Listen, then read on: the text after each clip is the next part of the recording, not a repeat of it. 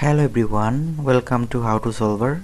I hope you guys are doing well. Today I am going to show how to add new admin user to WordPress using phpMyAdmin in cPanel. So here you can see this is my cPanel. Here search phpMyAdmin.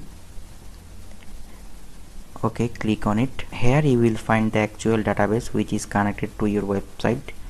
So as this is my database, click on the database and search WP user. Okay, click on it.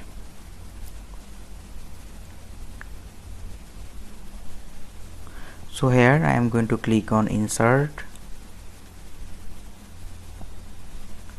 So I am going to add 100 user login admin,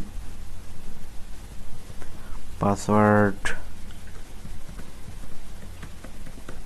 this, user nickname admin2, user email admin@gmail.com, and then click on the go. Okay, now click on browse. Here you can see the output. And that's all for today. Thank you.